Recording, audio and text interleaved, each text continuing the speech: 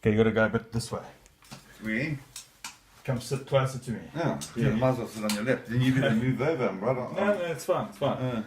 Hey all, welcome to Unbiased Rugby. It's Donovan here. This is my father-in-law, Gordon.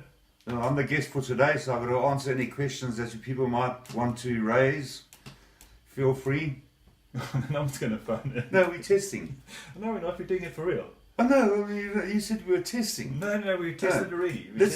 Okay, cancel it. No, we won't start again. Let's just go from here. Okay. So we're going to talk about Super Rugby Week 12. Did you watch all the games?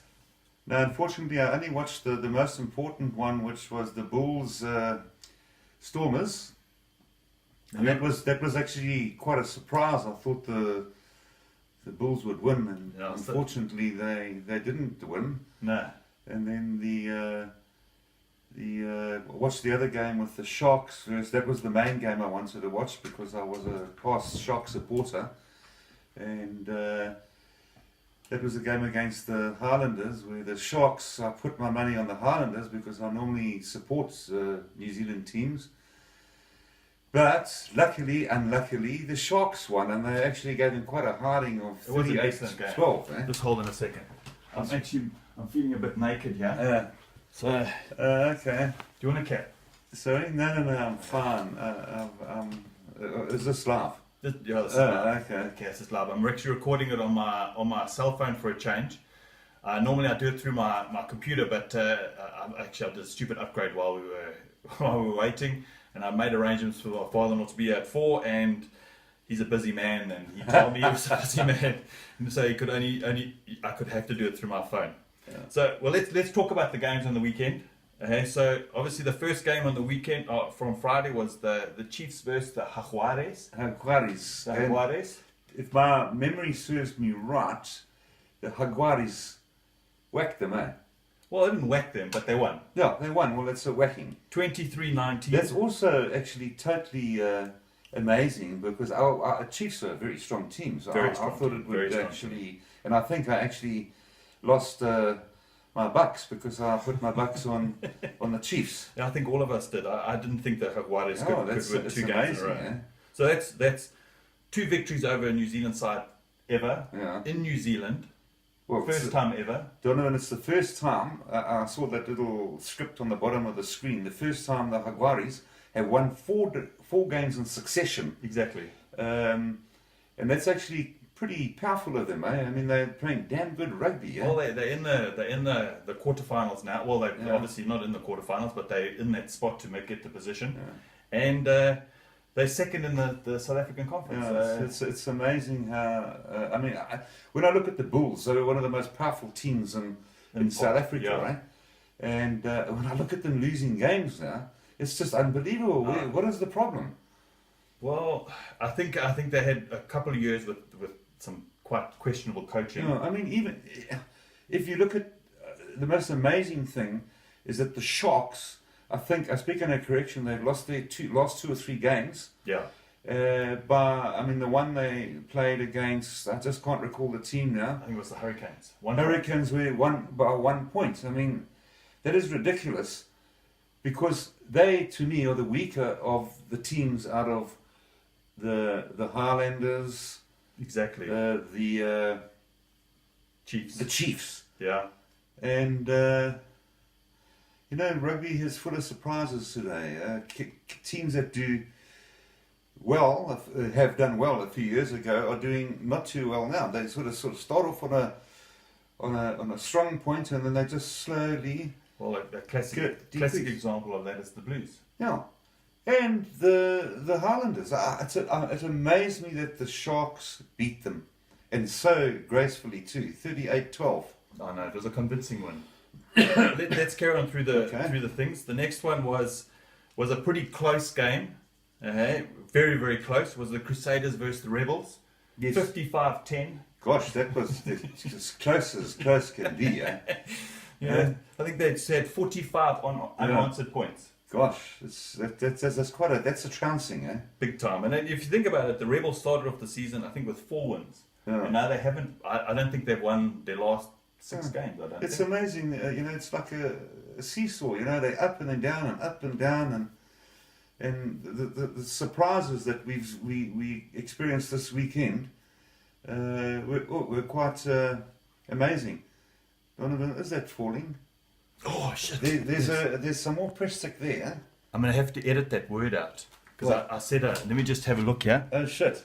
Oh, I'll have to edit that That's out okay. too. Well, look at the guys from the varsities with the what is it, the knackers or the buttockies? What's it? The Testicles. I want to thank my guys for the large testicles. Yeah. That was excellent. Okay, we go on to the next game, which was on Saturday morning, which was the Hurricanes versus the Lions. 28-19 to the Hurricanes. Yeah. Gosh, eh? But the biggest problem that we have is that Malcolm Marx was injured in the first 8 minutes. I actually didn't watch that game, so I can't really rightfully comment on it. But there again, we've got a team that was actually shooting up the ranks. I think their last 2 games out, they've lost, eh? Yes, they lost last week. Yeah. To the Reds, which they should have won quite convincingly. Yeah. And then the week before, they beat the Waratahs. 0 on the board for the Waratahs. Gosh, it's amazing. I don't know if up and down. They are having the menstrual period at that time. So, well, something's wrong because you never just know which team is going to arrive up in the day. Yeah. Then we got the next game, which was the Blues versus the Waratahs, and the Blues won 24-21. And that was one of the only games they've won, I think, in the last 3 or 4 outings. Am I correct? I think the Blues have only won 2 games this whole season. Or maybe 3. Is this the one they won on Saturday, Yes. the second game? Or it could be the third. Alan, that was like the equivalent of the Bulls in New Zealand. They were a powerful team and Sean Fitzpatrick played for them. Yeah. They were powerful and they were feared. Yeah. And now look how they've just gone downhill. Is it they're getting Nancy boys who play rugby now? I wouldn't want to tell them that though. No. But I think it's a problem coming right from the top. So there's a problem at CEO level. If you look at the Sharks, they brought in Gary Teichmann now as the chief executive, and it seems to now be filtering down to all the levels, the coach, the players, the culture comes from the top. I don't think the Blues. Gary Teichmann is a gentleman and a damn good rugby player. I used to be a Sharks supporter in the days of Henry Honeyball, Gary Teichmann, Juba, and all those guys. But now the players, I don't know if it's the younger people that they're bringing in. I don't know if they should select people in the late to mid to late 20s or very, very early 30s. Although the youngster in the Sharks team, Kerwin Bosch, I really take my hat off to that youngster. He played well He is a tough youngster. Eh? He played seriously well yesterday. And the whole team actually played very well. I was pleasantly surprised. I must admit, the 3 Dupree brothers bring something special to the team. I think the 2 brothers scored tries, if I speak it correctly. Dan and I don't know. Dan and Robert scored the tries. Okay, Yeah. but let's just do the next game, which was the Stormers versus the Bulls. 29-17 to the Stormers. Yeah, it's amazing, the Stormers, how they play at home. They always excel at home. I've known times when they've gone to KZN. We live in the Western Cape now. They've gone to KZN and they have beaten the Sharks at home, and then vice versa. When the Sharks play at Cape Town, they seem to beat them. It's the strangest thing. But look, we watched the game. We both sat there watching the game, and I think the Stormers were a lot hungrier than very the Bulls. physical game on both. Very both physical. teams were very physical. But what I did like about the game was how the forwards are starting to actually show some silky skills. You know, look at Loet de Jager scoring that try. He broke straight through. Peter Steff had a great game. Kitsoff had an excellent game. That's the Kitsoff is the mini beast. What do they call him there? The Ginger Ninja. The Ginger Ninja, yeah. Powerful youngster.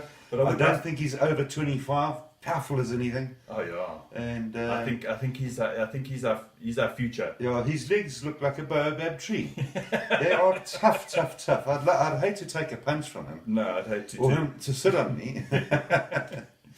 But I must admit, when I was watching that game, I thought, there's our Springbok front row done. There's Kitsoff, there's Volkala. I thought, that's it. I have to choose them.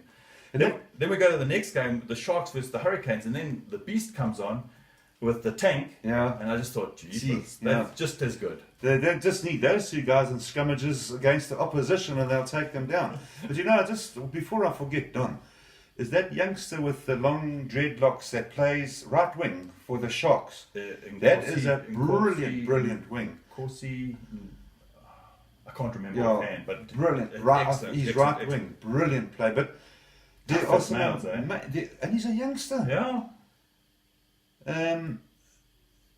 Basically,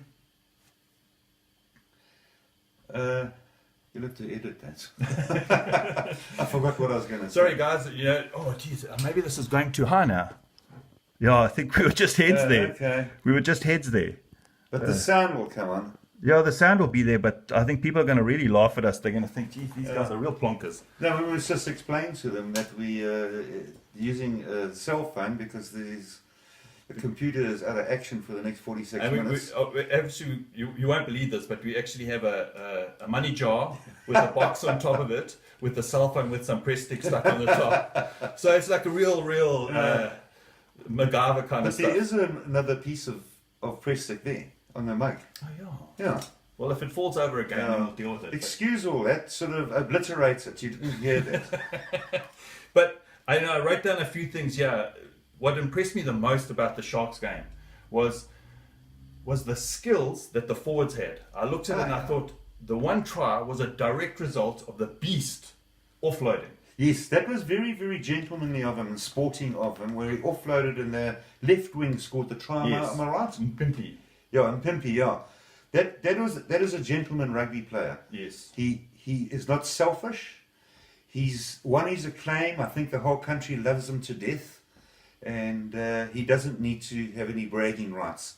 So he's a gentleman rugby player. And I don't know how many years he's got left in the game, but he's a pleasure to watch. I agree. And from that game, I realised that Kitsoff is not there yet. Is it falling over again? Yeah. No, man, it's Put that press stick in the front, Don. You know what? I'll just stick this. Let's just stick this right over here. There you are. Sorry. Sorry, guys. We're having a few technical issues, but we did explain why we're having them. But I found the Stormers Bulls game was highly entertaining, highly physical. It was a great derby. I finally realised, I love watching New Zealand games. I think they've got exceptional skills. Exceptionally good rugby, yeah. It's exceptionally good rugby. But for me, I like watching derbies between my team, the Bulls, and the Stormers. Just seems like there's a bit more tribalism. I can get behind the biased opinion. One thing, Don, I wanted to raise too, and it might be of concern to people, spectators, and people, TV spectators, is that if you noted yesterday the crowd that assembled at Cape Town. Oh, it's wonderful. Absolutely. I think it was 75% capacity. Oh, must have been. Then you go and look at the big game with the Sharks. And it wasn't even close. And it wasn't even 30-40% capacity. And we've been trying to establish how these crowd figures, spectator figures have dropped. And it's also in Australia and in parts of New Zealand, not the little small villages where they have like 30,000 seating facilities. It's the bigger games, and I just don't understand why. So possibly somebody could actually elaborate on that at some time. It's not very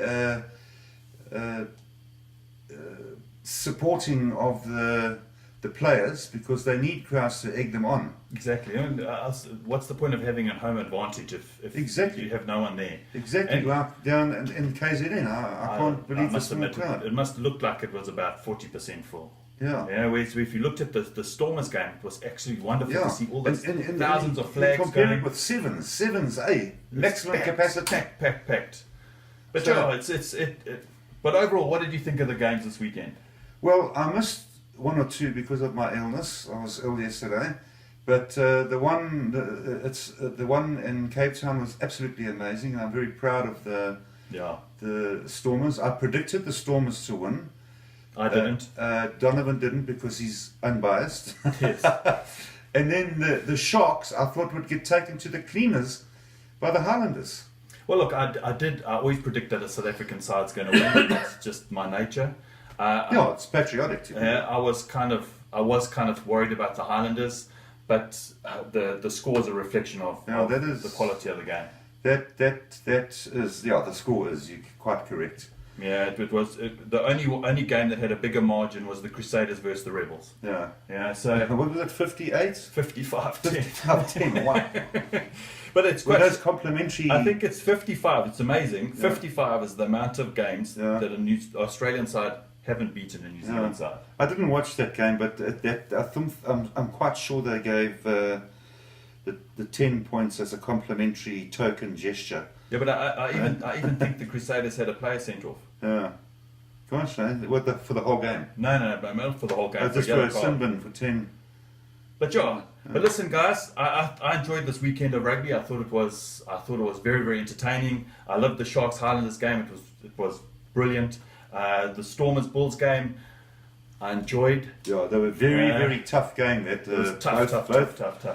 Both sides fought their best. The Blues versus the Waratahs. I'm glad the Blues finally have a victory. Gosh. Go Blues. I feel for the Australian sides that they haven't won they haven't beaten a New Zealand side for a while, but they'll bounce back. The Lions, I can't. The Lions. That's also a game I never watched, but the Lions, I actually quite like them. I do too. They were actually going up the rungs of the ladder, and then they just sort of like faltered. It's amazing. They played damn well. And then they played. I mean, I think it was last week's game when Elton missed 2 kicks. Yeah. Yeah, two kicks. One was a bit of a problem. Yeah, one was like pretty close to the post, centralised, and the other one was a bit of a distance, and I could accept that he missed that, but Elton was sharp on kicking. He was, but he's just having an off weekend. And one thing just on the Sharks too, Don. What I wanted to say, that youngster Kerwin Bosch, I admire him. I like him. He's very young. They should push him up to, in soccer terms, midfield, because he always seems to want to be up there. He's right by the opposition's goalposts when he should be full back. I mean, he's guarding the back. They might want to consider that, because he was from the centre somewhere, wasn't he? He played last year. I think he played fly half. Fly for a bit, yeah. But he was found a little bit wanting in that position. Yeah, I think so. I think Robert Dupree is better at fly half. But I must admit, it was nice to see a South African side using the kicks as a weapon, because they haven't done it for so long, and it actually up and unders, box kicks, just little chips over, and if you think about it, if you look at most of those tries, well, not all of them, but maybe half of them were actually from a kick attack. Yeah. And it was nice to see a South African side. I'm very proud of the Sharks yesterday. They played extremely well, and I didn't expect that, honestly, because I put my money on the Highlanders. My wife is very biased. My son lives in New Zealand, and she's always supporting New Zealand teams. But don't worry, your daughter, my wife, is exactly the same. I support teams. The All Blacks. Naturally, I would want a South African team to win if the All Blacks were playing the Springboks. But if the New Zealand team is playing a non-South African team, I always support them. I'm exactly the same. If the Springboks are playing the All Blacks, sorry, it's the Springboks all the way. But it's any other side playing the All Blacks, I'm for the All Blacks. I don't particularly like Aussie. I liked Aussie rugby at one time. It was flowing like soccer.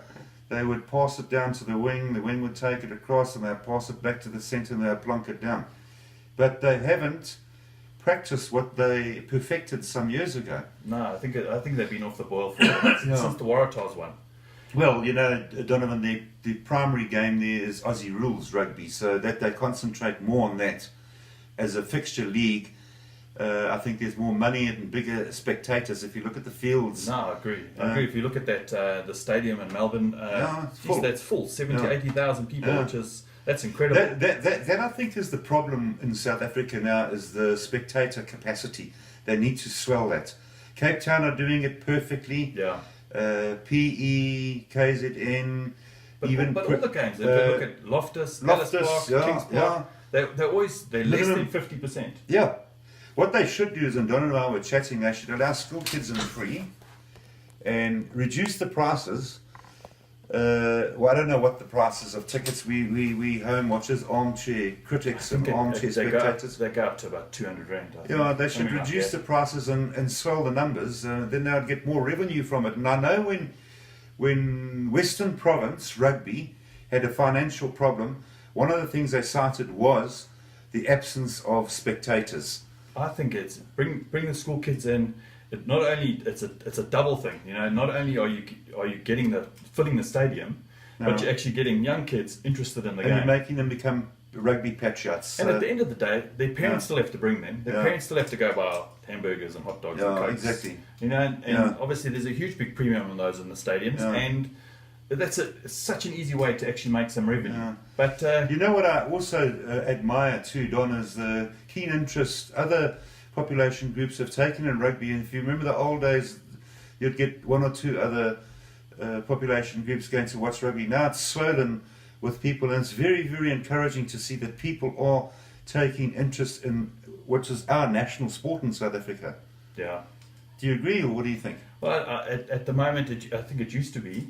I think our country has quite a multitude of sports now that we follow. But it's just nice to start seeing transformation doesn't always happen just on the field. Yeah. Transformations happens on the field, spectators, with everyone in general, and that's transformation. Exactly. Yeah. That's in interacting with one another, and it all goes for very good relations between everybody in the country. Exactly.